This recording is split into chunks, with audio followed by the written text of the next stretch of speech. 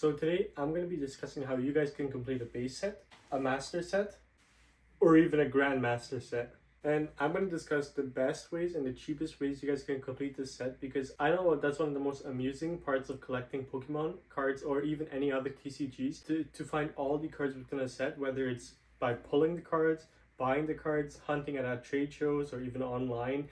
It's just fun to flip through a binder or to see all the cards laid out in order of how they came out in the set, and knowing that you own that. So I'm going to be discussing how you guys could basically complete it the fastest way, the cheapest way, the most efficient way, and the way that you guys will probably enjoy the most, because you're not going to be spending a lot of money on it. I'm going to be sharing my experiences of completing the base set of Pokemon 151. I know this is just the base set, this is not even the master set or the grandmaster set.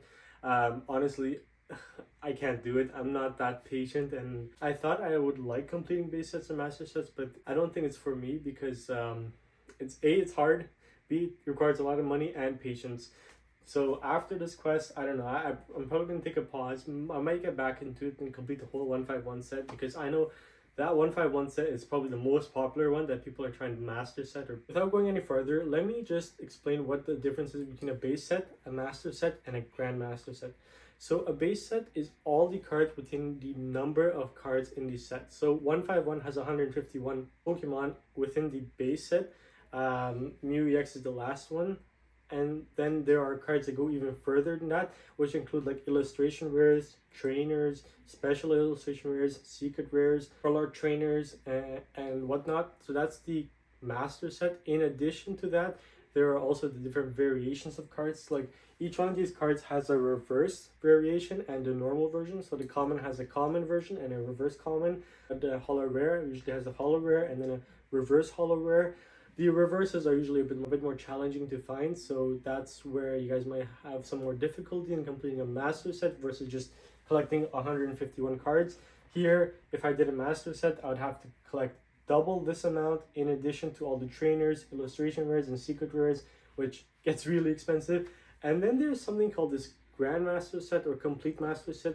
If I understand correctly, it's all the cards within the master set in addition to the promo cards that come out. So for example, this Alakazam also has like a poster collection or some kind of collection box that has a promo card. I believe that is considered the grandmaster set of 151, in addition to the Zapdos, which also comes in a promo variant. So that's like the grandmaster set. Super difficult to complete if you guys are hunting for specific cards to complete a grandmaster set, but I don't think most people are doing that. I know some newer sets like Prismatic or Black Bolt White Flare, they also have a variant called Pokeball Reverse and Master Ball Reverse. That's another kind of worms that if you guys are looking to complete a master set of those two sets, it's like 700-800 cards, especially in Black Bolt and White Flare, split into two different sets. So you're going to need one of these huge binders if you want to endeavor on completing the master set or the grandmaster set of Black Bolt White Flare. So this 151 poster challenge was something I completed as a quest through my shorts videos.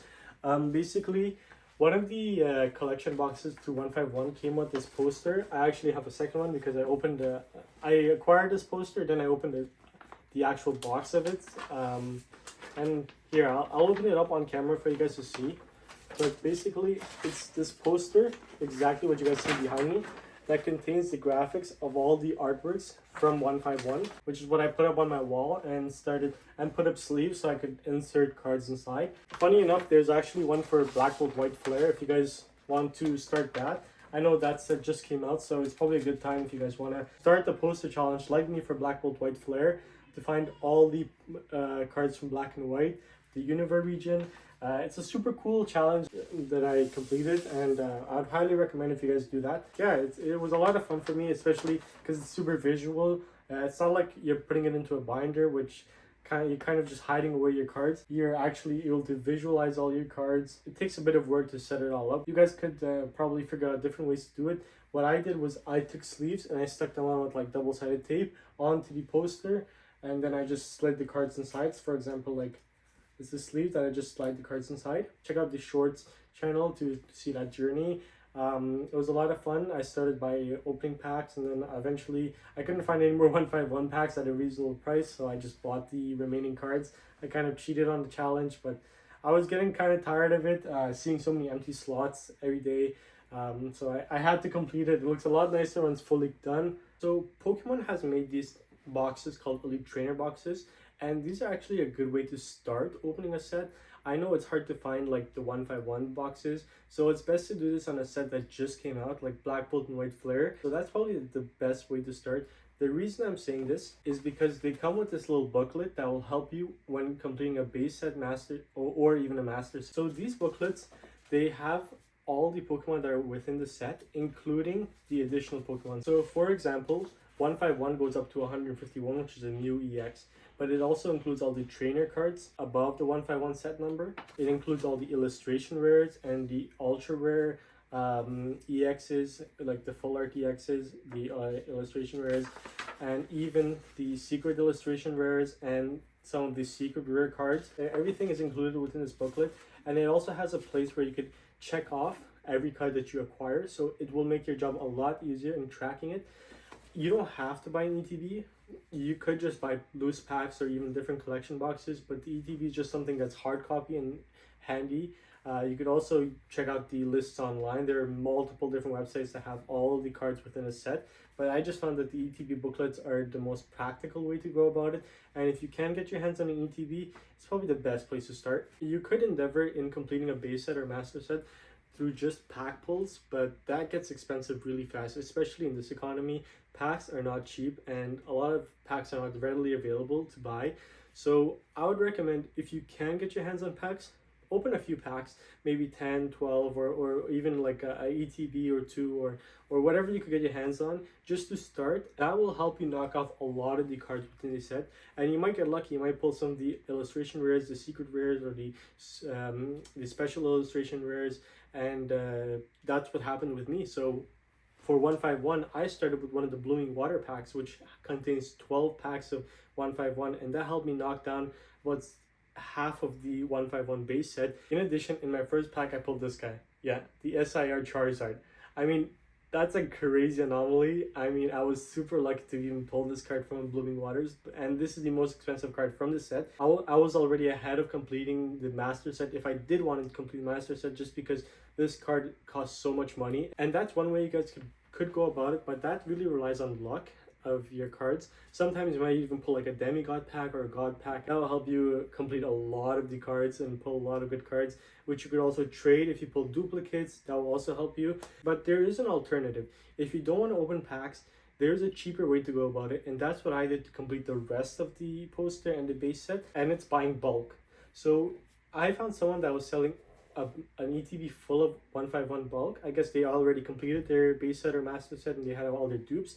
So they gave it to me for a really good price. It helped me knock down probably the remaining 30-40% of the cards, and I was just left with maybe a dozen cards to find through trade shows. So that's what I did. And if you guys buy bulk cards from the very beginning and you're just completing a base set, that's the way to go. Because people don't really care about the commons, uncommons, even the rares. Lots of people just toss them aside because they're so common to pull, like the rares. Everyone's only hunting for the illustration rares or the special rares. So if you guys just want to complete a base set, buy it in bulk. You guys will save a lot of money. It's a lot cheaper than packs. Packs, especially from 151, they're going up in price, and day by day it's harder to find packs at retail prices. You're gonna have to buy it off of resellers, and usually they don't charge a good price because the market's going higher and higher. Day by day it gets more and more expensive, but there's so much supply already in the market from people that are only collecting the SIRs and are willing to part ways with their normal cards for cheap. So you could always contact them or check online on like a marketplace or trade shows whether there are bulk available. Those are the two ways you could start about it. You could either do both, or like me, or just go through one route. You could just buy packs and if you get lucky, you'll come out ahead, or you could just buy the bulk, and then you're gonna have to piece out the rest of the cards through either online stores or trade shows or just marketplaces, just to find the remaining cards that you need. That goes on to my next point. So I'm explaining my journey of how I did it. I first opened packs. I opened about 17 packs to collect about 90 to 100 of the base set cards, and then I bought that ETB full of bulk, which helped me collect another 40 or so cards from the bulk pack, from the bulk bundle, which left me with really the more expensive cards like the EXs or the double rares. And how did I buy those? Through A, trade shows, B, local card shops, and C, marketplaces. So I only went through the first two because I got lucky, and I'm not searching for anything super expensive or rare. So through the trade shows, I was able to pick up pretty much all of it except one card, the Jinx EX, which I actually bought from a local card shop just because I had missed it at the trade show. It was there, I just didn't pick it up. I thought I had it, so I had to go to a local card shop to pick it up, a couple dollars, and I got it.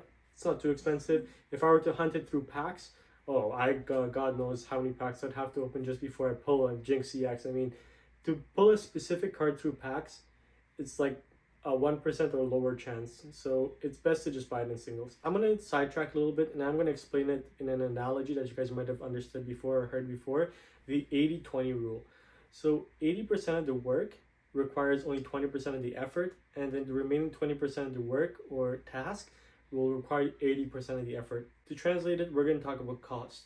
So to find 80% of your cards from a base set or master set, it's probably going to cost you like 20% of your budget, but the remaining 20% of cards, say it's 20 cards or 40 cards, that's going to cost you 80% of the budget. It's so much more expensive to find your remaining cards, especially the illustration rares and the SIRs. So if you guys are endeavoring into completing a master set, make sure you guys check the prices beforehand, and that would be my suggestion, to try to piece it out or try to find someone that has all of them and will do a bulk discount bundle for you guys. By piecing it out, I would recommend to go to trade shows. Sometimes you guys could find a really good deal at trade shows. Most people have multiple copies of cards, especially dealers or vendors at trade shows. They always have so many copies of in-print sets. So the Scarlet and Violet is something that's still in print, and most vendors or Pokemon collectors will have lots of copies of them. So it's likely that you guys will find a decent deal through them. Otherwise, you could keep hunting on marketplaces or online through auctions, eBay, TCG Player, wherever you guys want to look for Pokemon cards.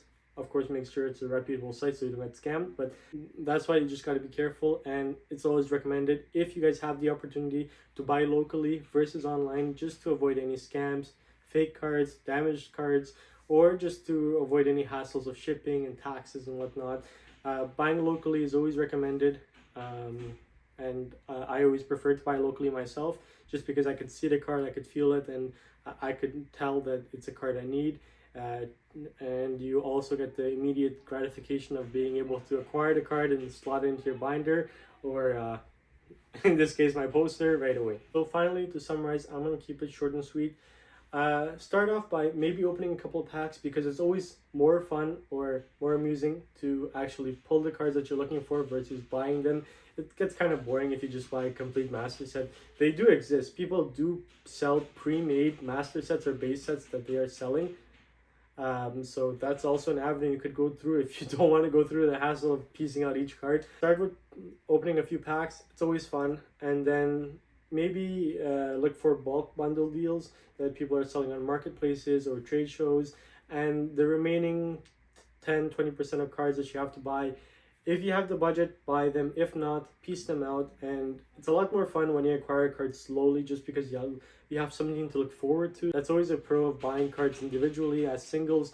I know it's always super fun for me to go to trade shows and go on a hunt for cards. And if you guys are completing a master set, you'll have a list, so you'll be able to hunt at different vendors. One last recommendation: don't always buy at the first vendor you see. Shop around, especially for cards that are a bit more rare or expensive. For example, this Mew EX, at the most recent trade show that I went to, someone was selling it for $10, which is market price. So I mean, there's no problem with that.